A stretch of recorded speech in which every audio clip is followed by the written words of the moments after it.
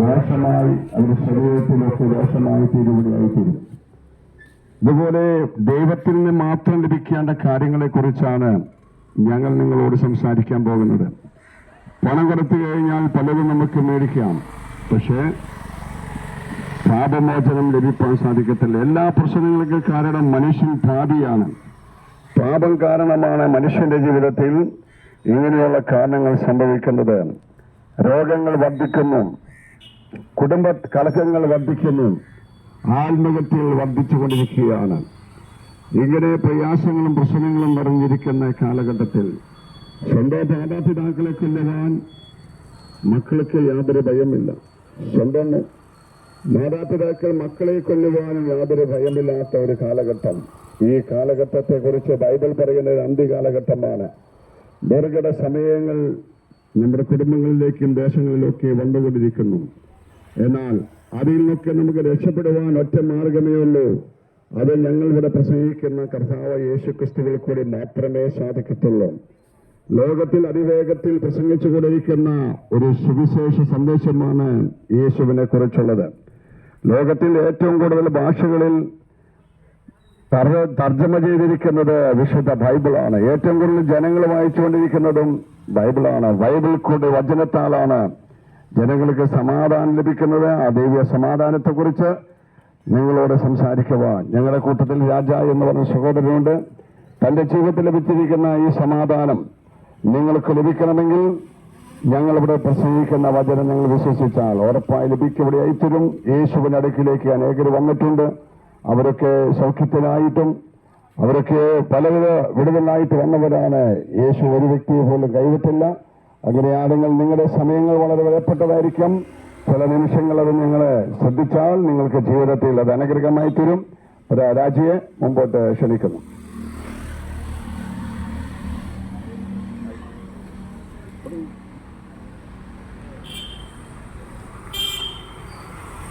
കർത്താവിന്റെ അതിപരിശുദ്ധ നാമം മയപ്പെടുമാറാകട്ടെ. ഈ വൈകി സമയത്ത് വീണ്ടും ഒരു പ്രാവശ്യം കൂടി ഈ ദേശത്തിൽ കടന്നു വരുവാൻ ദൈവം സഹായിച്ച കൃപയെ ഓർത്ത് ദൈവത്തിനെ സ്തുതിക്കുന്നു. ഈ ദേശത്തിലായിരിക്കുന്ന എല്ലാ ദേശനിവാസികളെയും കടകളിലും ചാരത്തും ദൂരത്തുമായി ശ്രദ്ധിക്കുന്ന ഏവരെയും കർത്താവായ യേശുവിന്റെ നാമത്തിൽ ഞങ്ങളുടെ സ്നേഹവന്ദനം അറിയിച്ച് അല്പസമയം നിങ്ങളോട് ഞങ്ങൾ വന്ന ദൗത്യം എന്തുകൊണ്ടാണ് ഇവിടെ ഈ ദേശത്തിലേക്ക് കടന്നു വന്നത്, ഇതിന് മുമ്പ് 2-3 പ്രാവശ്യം വന്ന് സുവിശേഷം പറഞ്ഞിട്ടുണ്ട്. അതുപോലെ തന്നെ ഇന്ന് ഒരു പ്രാവശ്യം കൂടി കടന്നു വരുവാൻ ദൈവം സഹായിച്ച ആ കൃപയ്ക്ക് സ്തോത്രം ചെയ്ത് നിങ്ങളേവരെയും അല്പസമയം ഈ വാക്കിന്റെ മുമ്പിൽ ശ്രദ്ധിക്കണമെന്ന് അപേക്ഷിക്കുകയാണ്. താഴ്മയോടെ സ്നേഹത്തോടെ അപേക്ഷിക്കുന്ന. ഒരുപക്ഷെ നിങ്ങളുടെ ജീവിതത്തിൽ ഇവിടെ കേൾക്കുന്ന സന്ദേശം ഒരുപക്ഷെ മാറ്റം കൊണ്ടുവന്നേക്കാം. നിങ്ങളുടെ ജീവിതത്തിൽ രക്ഷയ്ക്ക് ഉഗന്ധവണ്ണമായുള്ള ഒരു മാറ്റം നിങ്ങളുടെ ജീവിതത്തിൽ വന്നേക്കാം എന്നുള്ള ഒരു സന്ദേശത്തോടു കൂടി സംസാരിക്കുകയാണ്. ദേശത്തിലായിരിക്കുന്ന എല്ലാ പ്രിയപ്പെട്ടവരെയും ഒരിക്കൽ കൂടി സ്വാഗതം ചെയ്യുന്നു. ഇന്ന് ഈ അന്ത്യകാലഘട്ടത്തിൽ മനുഷ്യന്റെ ജീവിതം ഓടിക്കൊണ്ടിരിക്കുന്നത്, മനുഷ്യൻ സമാധാനമില്ലാതെ വളരെ വേദനയോടെ ഭാരത്തോടെ ഓടിക്കൊണ്ടിരിക്കുന്ന ഒരു കാലഘട്ടത്തിലാണ് മനുഷ്യൻ ജീവിക്കുന്നത്. എവിടെയാണ് സമാധാനം ലഭിക്കുന്നത് എന്ന് മനുഷ്യൻ ഓടിക്കൊണ്ടിരിക്കുന്ന ഒരു അന്ത്യകാലഘട്ടത്തിലാണ് നമ്മൾ ജീവിക്കുന്നത്. ഇന്ന് നമ്മൾ ജീവിക്കുന്ന ഈ കേരള ദേശത്തിൽ തന്നെ കേരളത്തിൻ്റെ അവസ്ഥ നോക്കിക്കഴിഞ്ഞാൽ ഈ കേരളം എങ്ങോട്ടാണ് എന്ന് ചിന്തിക്കുന്ന ഒരവസ്ഥയിലേക്കാണ് കേരളം പോയിക്കൊണ്ടിരിക്കുന്നത്. ലോകത്തിൽ നടക്കുന്ന അനേക സംഭവങ്ങൾ നോക്കിക്കഴിഞ്ഞാൽ അത് മാധ്യമങ്ങളിൽ കൂടി വായിക്കുമ്പോൾ നമുക്കത് മനസ്സിലാക്കുവാൻ കഴിയും. ഈ കാലം അന്ത്യകാലമാണെന്ന് മനസ്സിലാക്കുവാൻ കഴിയുന്നുണ്ട്.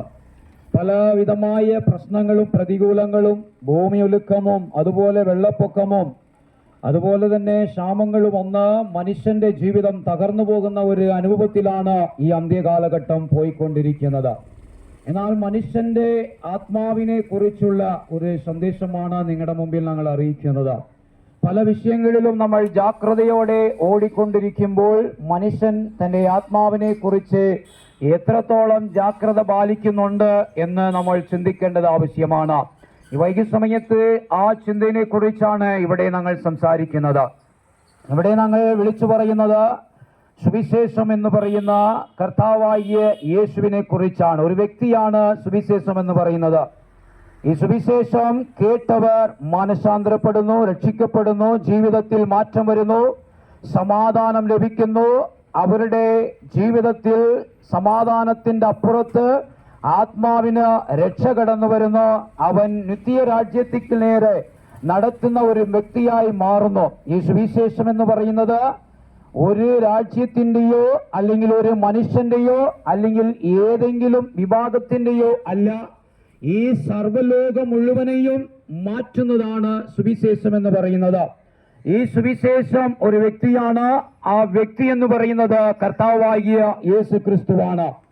ഈ കർത്താവാകിയ യേശു ക്രിസ്തു മനുഷ്യന്റെ പാവങ്ങൾക്ക് വേണ്ടി 2000 കൊല്ലങ്ങൾക്ക് മുൻപ് ഈ ഭൂമിയിലേക്ക് കടന്നു വന്ന മനുഷ്യന്റെ പാപമേറ്റെടുത്ത ശാപമേറ്റെടുത്ത മനുഷ്യന്റെ അവസ്ഥയ്ക്ക് മാറ്റം വരുത്തുവാൻ, തന്റെ ആത്മാവിന് രക്ഷ വരുവാൻ, താൻ മരിച്ചിരുന്ന പാപത്തിൽ നിന്ന് മനുഷ്യനെ വിടുവിക്കുവാൻ തക്കവണ്ണം ഒരു മാറ്റം തരുവാനാണ് ദൈവമായിരിക്കുന്ന പിതാവ് തന്റെ പുത്രനായിരിക്കുന്ന യേശു ക്രിസ്തുവിനെ ഈ ഭൂമിയിലേക്ക് അയക്കുവാനിടയായത്.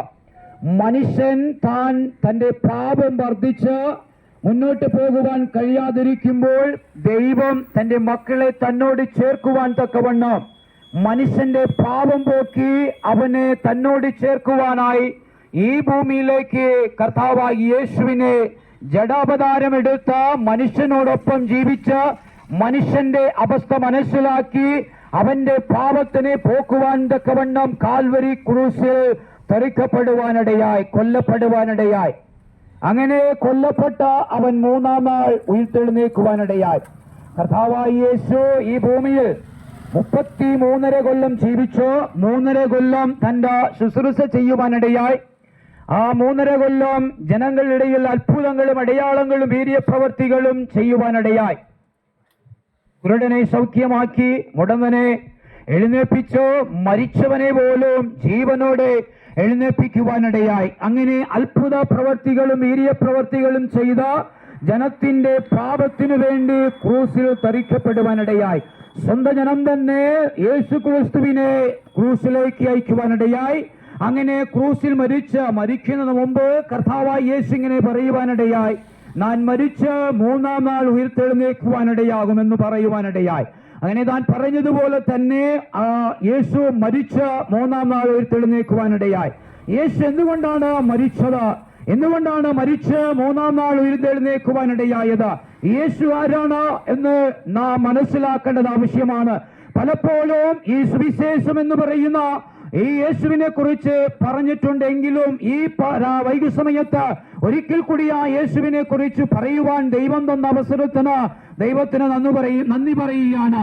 മനുഷ്യൻ പാപത്തിൽ ജീവിക്കുകയാണ്. മനുഷ്യനിൽ പിടികൊള്ളുന്ന പാപം എന്ന് പറയുന്ന വ്യക്തിയെ പുറത്താക്കുമ്പോൾ, ആ പാപം പുറത്താക്കുന്ന സമയത്താണ് ഒരു മനുഷ്യൻ തന്റെ ജീവിതത്തിൽ എപ്പോഴാണ് താൻ പാപിയെന്ന് മനസ്സിലാക്കുന്നത് അല്ലെങ്കിൽ അറിയുന്നത്, അപ്പോഴാണ് അവനിൽ ഒരു മാറ്റം സംഭവിക്കുന്നത്.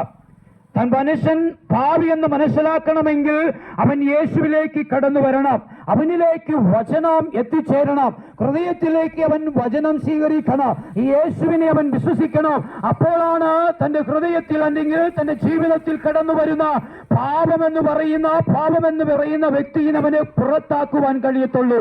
അങ്ങനെ പാപത്തിൽ നിന്ന് വിടുപെടുവാൻ ആ യേശുവിനെ സ്വീകരിക്കുമ്പോൾ, യേശുവിനെ ഏറ്റെടുക്കുമ്പോൾ, വിശ്വസിക്കുമ്പോൾ അവനിൽ കുടികൊള്ളുന്ന പാപം അവനെ വിട്ടുപോകുന്നു. അവനിൽ ഒരു മാനസാന്തരം കടന്നു വരുന്നു. അവന്റെ ജീവിതത്തിൽ ഒരു മാറ്റം കടന്നു വരുന്നു. അവന്റെ ജീവിതത്തിൽ സമാധാനം കടന്നു വരുന്നു. അവന്റെ ജീവിതത്തിൽ മുന്നോട്ട് പോകുക, അതിനുപരിയായി അവന്റെ ആത്മാവിന് രക്ഷ കടന്നു വരുന്നു. അവന്റെ ആത്മാവിനെ കുറിച്ചുള്ള ബോധം അവനിലേക്ക് കടന്നു വരുവാനിടയാകുന്നു.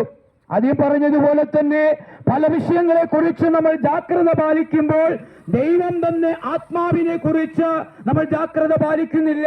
ഈ ആത്മാവ് മരിച്ചു കഴിഞ്ഞാൽ എവിടേക്കാണ് പോകുന്നത് എന്ന് നമ്മൾ ആരും മനസ്സിലാക്കുന്നില്ല, ചിന്തിക്കുന്നില്ല. ഒരുപക്ഷെ ആ ആത്മാവിനെ കുറിച്ച് ചോദിച്ചു കഴിഞ്ഞാൽ അവൻ പറയുന്ന കാര്യം, ഈ ആത്മാവ് മരിച്ചു കഴിഞ്ഞാൽ അതോടെ കഴിഞ്ഞു എന്നാണ് പലപ്പോഴും പറയുന്നത്. എന്നാൽ ഞങ്ങൾ വിളിച്ചു പറയുന്നത്, ഈ ആത്മാവിന് മരണമില്ല, മരിക്കുന്നില്ല. ഈ ആത്മാവിന് ഈ ലോകത്തിൽ ജീവിക്കുന്ന ജീവിതമല്ല, ഇതിന്റെ അപ്പുറത്തൊരു ജീവനുണ്ട് എന്ന് നമ്മൾ മനസ്സിലാക്കേണ്ടത് ആവശ്യമാണ്. ഒരു കാലത്ത് അന്ധകാരത്തിലും പാപത്തിലും ശാപത്തിലുമായിരുന്ന ഞങ്ങൾ അത് മനസ്സിലാക്കുവാൻ തക്കവണ്ണം ഈ വചനം ഞങ്ങളെ തൊട്ടതുകൊണ്ടാണ്, ഞങ്ങളുടെ ഹൃദയത്തിൽ അത് ഏറ്റെടുത്തത് കൊണ്ടാണ് ഞങ്ങളുടെ ജീവിതത്തിൽ ആ ആത്മാവിനെ കുറിച്ചുള്ള ബോധം ഞങ്ങൾക്കുണ്ടായത്. ആത്മരക്ഷ ഞങ്ങൾ ഏറ്റെടുക്കുവാനിടയായി ഞങ്ങൾക്കൊരു ബോധ്യമുണ്ടായി. ഞങ്ങൾ മരിച്ചു കഴിഞ്ഞാൽ ഒരു സ്വർഗരാജ്യമുണ്ട്. ആ ദൈവത്തിലേക്ക് കടന്നു പോകേണ്ട വഴി നമുക്ക് ആ ദൈവം കാണിച്ചു തരുവാനിടയായി. ഈ വൈകുസമയത്ത് പ്രിയപ്പെട്ട ദേശനിവാസികളോട് വിളിച്ചു പറയുവാനുള്ളത്, നിങ്ങൾ മരിച്ചു കഴിഞ്ഞാൽ എവിടെയാണ് പോകുന്നത്? നിങ്ങളുടെ മരണം കഴിഞ്ഞതിന് ശേഷം അപ്പുറത്തൊരു ജീവനുണ്ട്. ഈ ലോകത്തിൽ ജീവിക്കുന്ന ജീവിതം എന്ന് പറയുന്നത് ശാശ്വതമല്ല. അല്പകാലം മാത്രമേ ഈ ലോകത്തിൽ ജീവിക്കുന്നുള്ളൂ. ഒരുപക്ഷെ 70, 80 ഏറിയ 90 വയസ്സ് മാത്രമേ നമുക്ക് ജീവിക്കുവാൻ കഴിയുന്നുള്ളൂ. എന്നിട്ട് അപ്പുറത്തൊരു ജീവനുണ്ട് എന്ന് നമ്മൾ മനസ്സിലാക്കണം. ഇത് ലഭിക്കണമെങ്കിൽ മനുഷ്യൻ താൻ പാപിയാണെന്ന് മനസ്സിലാക്കണം. വചനം പറയുന്ന ഒരു മനുഷ്യന്റെ പാപത്തിന് പരിഹാരയാഗമായി തീർന്നത് കർത്താവായ യേശുവാണ്. യേശുവിന്റെ രക്തം സകല പാപത്തിനെയും പോക്കി നിന്നെ വിശുദ്ധിയാക്കുന്നു എന്ന് വചനം പറയുന്നു. ഒരിക്കലും ബൈബിളിൽ പറഞ്ഞിരിക്കുന്ന വാക്യം എന്ന് പറയുന്നത് ജീവനില്ലാത്തതല്ല, ജീവനുള്ളതാണ്. ആ ഒരു വചനം എന്ന് പറയുന്നത് മനുഷ്യന്റെ ജീവിതത്തിൽ മാറ്റം തരുന്നു. അവന്റെ ജീവിതത്തിൽ അവന്റെ ഇരുട്ടിനെ അകറ്റി മാറ്റുന്നു. പാപമെന്താ പറയുന്ന ആ ഇരുട്ടിനെ അകറ്റി മാറ്റി ജീവൻ പ്രാപിക്കുവാൻ തക്കവണ്ണം അവന്റെ ജീവിതത്തിൽ മാറ്റം തരുന്നു. ഇന്നത്തെ കാലത്ത് ഈ സുവിശേഷം പറയുമ്പോൾ പലരും ഏറ്റെടുക്കുന്നില്ല എന്ന് പറയുന്നത് സത്യം തന്നെയാണ്. എന്നാൽ ആരൊക്കെയാണോ ഏറ്റെടുക്കുന്നത് അവരുടെ ജീവിതത്തിൽ ഒരു മാറ്റമുണ്ട്. ഒരിക്കൽ ഞങ്ങളും ഇങ്ങനെയായിരുന്നു, ഇത് തള്ളിക്കളഞ്ഞവരാണ്, ഇത് ഏറ്റെടുത്തില്ല, ഞങ്ങളും ദുഷിച്ചവരാണ്, പരിഹസിച്ചവരാണ്. എന്നാൽ ഒരു സമയം വന്നപ്പോൾ ഇതിന്റെ സത്യം ഞങ്ങൾക്ക് മനസ്സിലാക്കുവാനിടയായി. എന്താണ് ഇത് സത്യം? എന്താണ് ഇവിടെ നമ്മൾ കാണുന്നത്? ഇവിടെ എന്താണ് ലഭിക്കുന്നത് എന്ന് ഞങ്ങൾ മനസ്സിലാക്കി ഈ വചനം പഠിക്കുവാനിടയായി. പഠിച്ചപ്പോൾ ഞങ്ങൾ ഒന്ന് മനസ്സിലാക്കി, ഈ ലോകത്തിൽ ഇരിക്കുന്ന പല ദൈവങ്ങളുണ്ടെങ്കിലും ആർക്കും രക്ഷ തരുവാൻ കഴിയുന്നില്ല, ആർക്കും വിടുതൽ തരുവാൻ കഴിയുന്നില്ല, ആർക്കും സമാധാനം തരുവാൻ കഴിയുന്നില്ല. എന്നാൽ മനുഷ്യനെ സൃഷ്ടിച്ച ഉണ്ടാക്കിയ ഒറ്റ ദൈവമായിരിക്കുന്ന പിതാവായ ദൈവത്തിന്, കർത്താവിന് മാത്രമേ മനുഷ്യന്റെ ജീവിതത്തിൽ സമാധാനം തരുവാൻ കഴിയത്തുള്ളൂ എന്ന് ഞങ്ങൾ മനസ്സിലാക്കിയതുകൊണ്ട് ആ ദൈവത്തിനെ സ്വീകരിച്ച് അന്ധകാരത്തിലും ശാപത്തിലും മദ്യത്തിനോ മയക്കമരുന്നിനോ അടിമപ്പെട്ടിരുന്ന ഞങ്ങൾ ഇന്ന് അത് വിട്ടൊഴിഞ്ഞ് ഞങ്ങളുടെ ജീവിതത്തിൽ സമാധാനത്തോടെ കടന്നു പോകുകയാണ്. എന്തുകൊണ്ടാണെന്ന് ചോദിച്ചു കഴിഞ്ഞാൽ ഈ സുവിശേഷം എന്ന് പറയുന്ന ഈ വ്യക്തി, ഈ കർത്താവായ യേശു എന്റെ ജീവിതത്തിൽ വന്നതുകൊണ്ടാണ്, ഞങ്ങളുടെ ജീവിതത്തിൽ വന്നതുകൊണ്ടാണ് ഞങ്ങൾ ഇങ്ങനെ സമാധാനത്തോടെ കടന്നു പോകുന്നത്. അതുകൊണ്ട് പ്രിയപ്പെട്ട ഈ ദേശ നിവാസികളോട് വിളിച്ചു പറയുവാനുള്ളത്, കർത്താവായ യേശു വിശ്വസിക്കുമ്പോഴാണ് നിന്റെ ജീവിതത്തിൽ ഒരു മാറ്റം വരുന്നത്. നിന്റെ ജീവിതത്തിക്ക് ഒരു അവസ്ഥയ്ക്ക് ഒരു മാറ്റം വരുന്നത്. പലപ്പോഴും സമാധാനമില്ല, കുടുംബജീവിതം തകർന്നു പോകുന്നു, വാലിബ യുവാക്കൾ നോക്കിക്കഴിഞ്ഞാൽ തകർന്നു പോകുന്നു. തന്റെ സ്വയ ഇഷ്ടത്തിൽ ജീവിക്കുന്ന എത്രയോ വാലിബ യുവാക്കളുണ്ട്. മാതാപിതാക്കൾ വളരെ വേദനയോടെ തന്റെ മക്കളെ സ്കൂളിലേക്കും കോളേജുകളിലേക്കും അയക്കുമ്പോൾ അവർ വളരെ വേദനയോടെ തന്റെ മകൾ പഠിച്ച് ഉന്നതത്തിലേക്ക് എത്തുമെന്നുള്ള ആഗ്രഹത്തോടെയാണ് കുഞ്ഞുങ്ങളെ സ്കൂളിലേക്കും കോളേജുകളിലേക്കും അയക്കുന്നത്. അവര് തെറ്റിപ്പോകുന്നു, മദ്യത്തിന് അടിമപ്പെടുന്നു, മയക്കമരുന്ന് അടിമപ്പെടുന്നു. ഇന്ന് പലവിധമായ തെറ്റായ ധാരണകളിലും അകപ്പെട്ട് അടുത്ത സന്തതി നാശത്തിലേക്ക് പോകുകയാണ്. നമ്മൾ മാധ്യമങ്ങളിൽ വായിക്കുമ്പോൾ അത് മനസ്സിലാക്കുവാൻ കഴിയും. ഈ അന്ത്യകാലമെന്ന് ഇത് വായിച്ചാൽ നമുക്ക് മനസ്സിലാക്കുവാൻ കഴിയും. ബൈബിളിൽ ഞാൻ ഒരു വാക്യം അല്ലെങ്കിൽ ഒരു ചെറിയ ഭാഗം നിങ്ങളോട് പറയുന്നു. ബൈബിൾ വായിക്കുന്നവർക്ക് അത് മനസ്സിലാക്കുവാൻ കഴിയും. ബൈബിളിൽ നോഗ എന്ന് പറയുന്ന വ്യക്തി ഉണ്ടായിരുന്നു. ഒരു കാലത്ത് ഇതുപോലെ ഞങ്ങൾ വിളിച്ചു പറയുന്നത് പോലെ അല്ലെങ്കിൽ യേശുവിനെ കുറിച്ച് പറയുന്നത് പോലെ നോഗ 120 കൊല്ലം കർത്താവ് പറഞ്ഞ വാക്ക് ഭൂമിയിൽ മനുഷ്യരുടെ ഇടയിൽ പറയുവാനിടയായി. എന്താണെന്ന് ചോദിച്ചു കഴിഞ്ഞാൽ, ഈ ഭൂമി പാപം കൊണ്ട് നിറഞ്ഞിരിക്കുന്നു, ഈ പാപം കൊണ്ട് നിറഞ്ഞതുകൊണ്ട് ഭൂമി അഴിയുവാൻ പോകുകയാണ്, അല്ലെങ്കിൽ നശിച്ചു പോകുവാൻ പോകുകയാണ്, കത്തിത്തീരുവാൻ പോകുകയാണ് എന്ന് വിളിച്ചു പറയുവാനിടയായി ദൈവം നോഹയോട്. ഈ പറഞ്ഞ വാക്കുകൾ നോഹ വിശ്വസിച്ച് ഏറ്റെടുത്ത് ആ വാക്ക് ജനത്തിനോട് പറയുവാനിടയായി. അന്ന് വസിച്ച ജനം മുഴുവനും ഈ വാക്ക് കേട്ടിട്ട് ഒരുവരും വിശ്വസിച്ചില്ല, ഒരുവരും ഏറ്റെടുത്തില്ല. അന്ന് പറഞ്ഞ ഒരു കാര്യമുണ്ട്, ഭൂമിയിൽ മഴ വരും, അതുവരെ മഴ വന്നിട്ടില്ല, അതുവരെ മഴ പെയ്തിട്ടില്ല. അത് കാരണം കൊണ്ട് ജനം വിശ്വസിച്ചത് ഇവന് വല്ല പൊട്ടനാണോ, മഴ ഇതുവരെ ഇല്ല, ഉണ്ടായിട്ടില്ല, എങ്ങനെ മഴ വരും, എങ്ങനെ ഇത് സംഭവിക്കും, ഇത് സാധ്യമാണോ എന്ന് ജനം ചിന്തിച്ചു. എന്നാൽ ദൈവം പറഞ്ഞത് പാപം കൊണ്ട് മനുഷ്യൻ പാപത്തിൽ അകപ്പെട്ട് പാപം പെരുകിയത് കൊണ്ട് ദൈവം ജനത്തിനെ അഴിക്കുവാൻ തീരുമാനിച്ചു. എന്നാൽ നോഹയോട് പറഞ്ഞു, ജനം രക്ഷയേറ്റെടുക്കുവാൻ, ആ പാപത്തിൽ നിന്ന് വിടുപെടുവാൻ നോഹയോട് വിളിച്ചു പറയുവാൻ പറഞ്ഞു. 120 കൊല്ലം നോഹ വിളിച്ചു പറഞ്ഞു.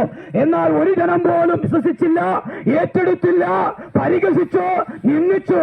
എന്നാൽ സമയം വന്നപ്പോൾ പറഞ്ഞതുപോലെ തന്നെ ഭൂമിയിൽ മഴ പെയ്യുവാനിടയായി. 40 ദിവസം രാവും പകലും മഴ പെയ്തു, ഭൂമി വെള്ളം കൊണ്ട് നിറയുവാനിടയായി. എന്നാൽ അവിടെ രക്ഷപ്പെട്ടത് നോഹയും തന്റെ കുടുംബം മാത്രമാണ്. ഒരു ജനവും വിശ്വസിക്കാത്തതുകൊണ്ട് ആ ജനം മുഴുവനും വെള്ളത്തിൽ നശിച്ചു പോകുവാൻ, മരിക്കുവാനിടയായി.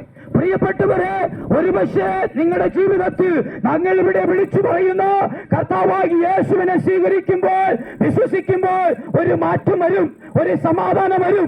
അതിനുപരിയായി നിന്റെ ആത്മാവിന് ഒരു രക്ഷ ഉണ്ട് എന്നുള്ളത് ഉറപ്പാണ്. ബൈബിൾ പറഞ്ഞിരിക്കുന്ന പ്രവചനങ്ങൾ മുഴുവനും സത്യമാണ്, അതിലൊരു മാറ്റവുമില്ല. ഈ ഭൂമി കത്തിക്കരിഞ്ഞ് തരിപ്പണമായാലും ബൈബിളിൽ പറഞ്ഞിരിക്കുന്ന വാക്കുകൾ ഒരിക്കലും അഴിയത്തില്ല, അതിൽ ഒരു മാറ്റവുമില്ല. നീ എത്ര കാര്യങ്ങൾ കൊണ്ടുവന്നാലും, എത്ര ചിന്തിച്ചാലും ഈ വചനത്തിന് ഒരിക്കലും മാറ്റമില്ല. ഈ വചനം ജീവനുള്ളതാണ്. ഇന്ന് ലോകത്തിൽ ഏറ്റവും അധികം വിൽക്കപ്പെടുന്ന അല്ലെങ്കിൽ വായിക്കപ്പെടുന്ന ഒരു പുസ്തകം എന്ന് പറയുന്നത് വിശുദ്ധ ബൈബിളാണ്. ഒരു മനുഷ്യനെ വിശുദ്ധിയിലേക്ക് കൊണ്ടുവരുന്നത് വിശുദ്ധ ബൈബിളാണ്. അതിൽ പറഞ്ഞിരിക്കുന്ന, അടങ്ങിയിരിക്കുന്ന വചനം എന്ന് പറയുന്ന ദൈവമാണ്.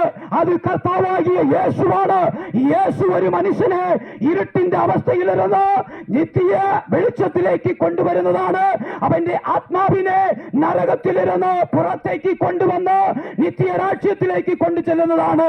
നിങ്ങളൊന്ന് വിശ്വസിക്കണം, സ്വർഗരാജ്യമുണ്ട്, നരകമുണ്ട്, അത് യാഥാർത്ഥ്യമാണ്. പലപ്പോഴും പലരും ഇതൊന്നും ഇല്ല, ഇതൊക്കെ വെറുതെയാണ് എന്ന് ചിന്തിക്കുന്നവർ അനേകരുണ്ട്. ഇല്ല, ഇത് സത്യം തന്നെയാണ്. ഒരു സ്വർഗമുണ്ട്, ഒരു നരകമുണ്ട്.